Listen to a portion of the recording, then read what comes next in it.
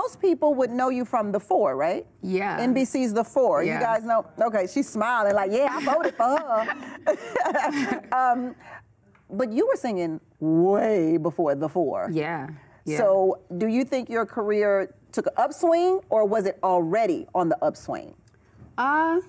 It was already on its way. I think that being on the show definitely put me in households that it probably wouldn't have so soon, for sure.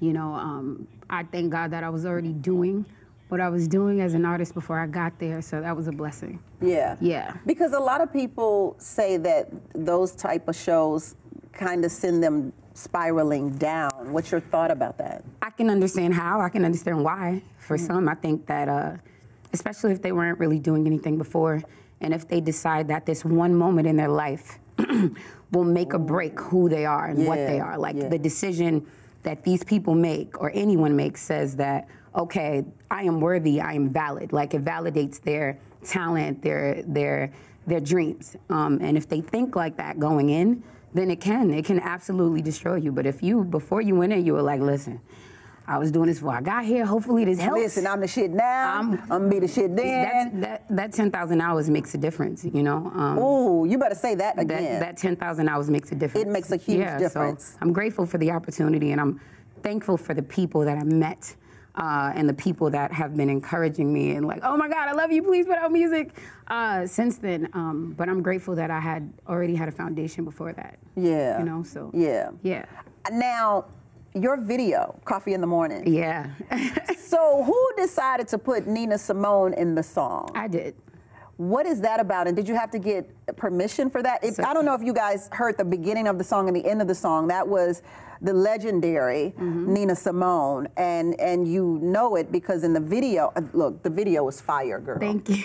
Oh my God. I wish I had directed and created that video. That's how fire it was. Director was ironic, a director out here in California. Yeah. Oh, it was so, look, y'all can see it. That's some of it right there.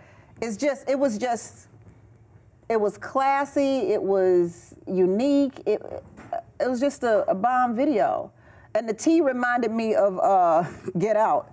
the opposite. Yeah. This is the opposite version of it, yeah.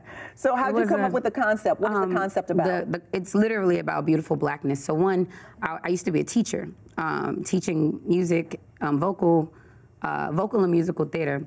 And in my middle school class, a little girl comes up to me and says, Miss Coco, I'm getting teased for being dark skinned. I'm like, what do you mean? Look at me. We the same color. Miss Coco fine. You know, and you know, no, for real. That's the way I would talk to my kids, you know. And she said to me, she was like, no, but I mean, like, not pretty black like you. Oh, and wow. It broke my heart. So when the kids came in, I'm gonna try to make the story quick. When the kids came in, instead of like, who said it, who did it, I decided to challenge the way they looked at color. Period. So instead of talking about colorism directly with the children, I said, okay, what color represents happy? They said yellow. I said black. What color represents love? They said pink. I said black. What color represents purple? Anger. They said red. I said black. And they asked me like, no, Miss Coco, I can't do that. I'm like, no, you've been taught that you have to associate color with something specific. So let's disassociate this. Let's pull this apart now. Yeah. You know, and you can make this whatever you want to make it. So after that, we went into a whole Willie Lynch letter. I didn't tell the principal I did it. You get me? So I can explain to them where colorism stemmed from and just give them a sense of pride about all of them, for all of them. Were all of those students black? Yeah. They were all Which black. means, I'm assuming, which means that there were black kids calling the dark skin black. Yeah, like calling her like, oh, you're ugly and you're too dark and you're a roach. You know, the things that happen with colorism, with being a dark-skinned person growing up, and me being a dark-skinned woman in the industry, I've dealt with some adversity as well. So when I did the record, it was originally an a cappella song. And then my boy Rick Hertz came around and added the music, Rick Hertz and Arab.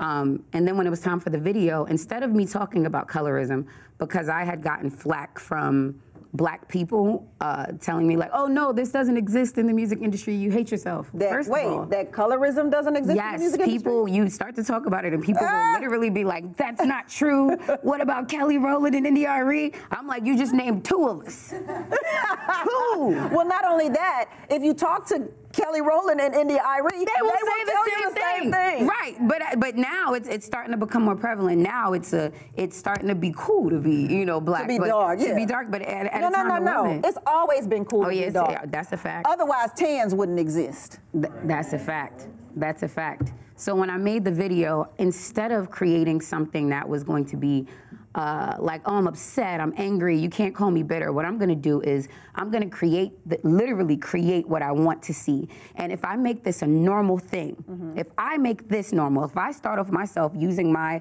platform to make this normal, then little black kids will see it and say, oh, this is normal. Look at all of these beautiful ranges of colors. I'm that. I love that when people see it, they say, I'm so happy to be black.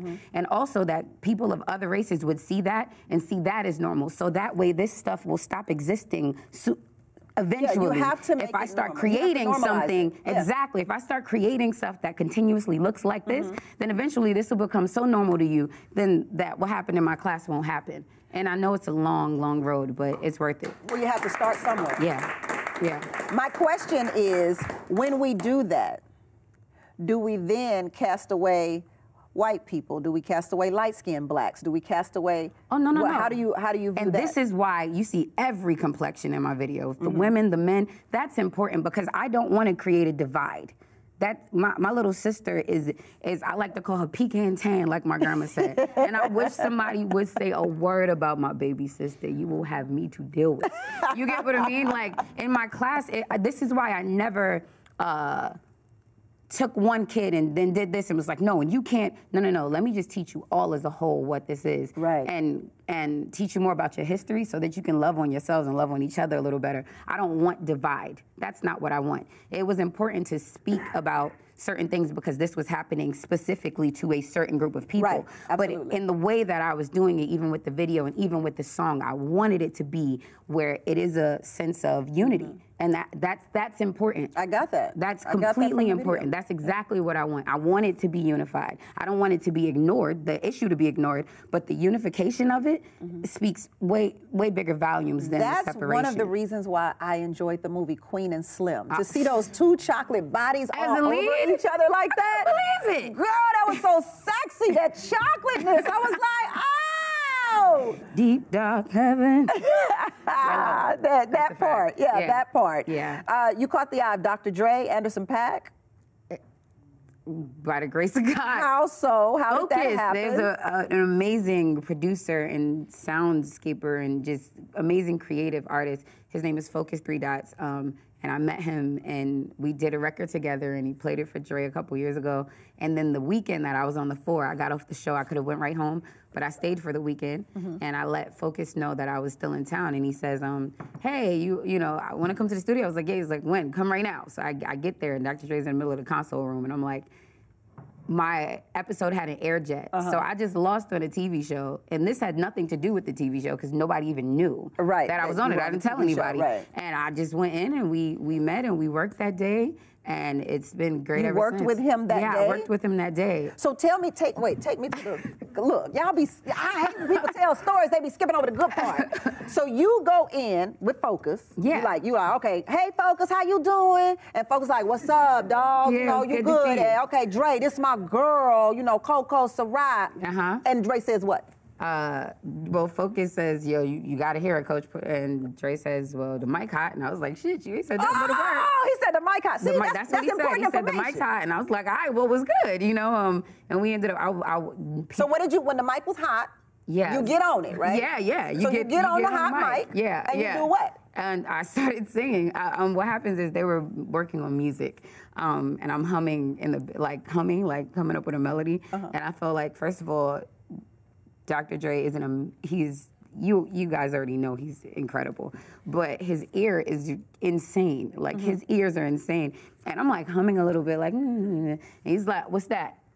What's that? And I'm like, so I'm like, oh, so I sing what I did. He's like, yeah, what's the rest of it? And I was like, well, I just came up with it. He's like, all right, cool, that's dope. You wanna get on the mic? And I was like, yeah. And we just worked back and like literally that, and it was what were so you seamless. Singing? What were you? What I don't remember what remember? it was. We've worked on a lot of music since then, by the grace of God, and so like it was like that. You know what? I have to share this about you with people because I love when women take control of everything that embodies their talent. Yeah. You are also an engineer/producer. Yeah. So you literally know how to work and edit your own music. Yes, I do. I did it for Coffee in the Morning. Yeah, we have that in common. Yeah, I that's so edit cool. all my commercials. I use Pro Tools. I used to use the Saw, which Dre loved. Right. I learned how to use it because Dre was singing it on the song. Right. But Adobe, all of that. Like I yeah. get in and I get to working on stuff and I produce stuff.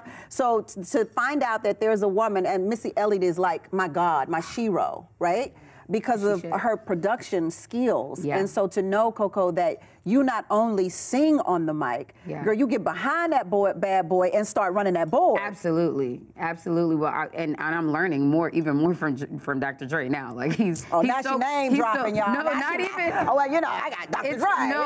Dre. He's been really, really cool about if I want to learn something. I'm like, well, how does that work? He'll be like, all right, come, let me show you. And he'll like sit there and move them knobs and show me. I know what it does. I know where to get on the board. It's different in the computer than it is on the SSL, which is like, and that's been the new part of like what I've been learning lately, and it's amazing. I learned out of necessity, like needing to learn to record myself, and I'm grateful that I was committed to the hardships of learning it. Yeah. I think when you're learning something new, it starts off hard, but if you really, really want to do it, and you get through it that first time, you like, I'm about to do this all That's exactly day. That's it. You know, and there's still always more to learn because tech is forever evolving. And yeah, so me having that element means that if I leave here right now and I want to go sing something, I don't got to talk to nobody. I have a studio in my house, there it is, right in my living room and right in my bedroom, and I do it. You know, Black girl magic all day, baby. That's a fact. Before I ask you to sing another song, I do want to talk about your mother. Because I know you lost your mother to cancer. And I want to know what she meant to you and how she would view what's happening with your career right now. Oof. Wow. My mom told me when I remember being really little and I used to be like, Mom, I want to be just like you when I grow up. She used to say, don't be like me, be better than me, And I remember looking at her thinking, this is impossible. You are so fire. Oh, that's wonderful. And when she was dying, she said to me, chocolate, because she called me chocolate. That's where Coco comes from. She's like, what, chocolate? You did it. I think you do it. And I'm looking at her like, what? She's like, just bring me a Grammy. That's what she said. Just bring me a Grammy. And I think you're nominated for a Grammy, which is a blessing by way of Anderson .Paak, my brother, who allowed me to be a part of his project and to rap and sing and like just be able to create and be in the same room with him. That's my brother, and so he's nominated, which means that we are all nominated, that we're a part of that album, and I'm really, really grateful. Did you talk to your mother? Like, did you talk to her metaphorically? I think, once the Grammy nomination happened, it took me a second to like really like, wait, does this mean that so did I just, oh shit, Mommy, let me tell you what I did, like my little brother and my family and people that are just like seeing me go after this thing that have told me like, yo, you should just go back to school. You're so smart. You should do this, you should do that. My mom was always very much like, Chocolate, you can always go back to school. You only have these opportunities while you're young. You gotta go ahead and do it now. And she was, she's a straight shooter, my mommy. She was a yard gal and she didn't play no games, right? She's talking that Jamaican right now. So that's the way my mother would talk. That's the way my mother would talk. So it's one of those things where it's like, she was very much like, can't nobody say nothing to me. So go fly. And so while everybody was calling me like a big dummy for like going after things, it's like, you still doing it? You still doing that little music thing? I'm like, this little music thing? Now you want to try to meet Dr. Dre and get free tickets to Anderson's show, and now you want to come to the Grammy. But it's little, right? Oh, it's little. Oh, this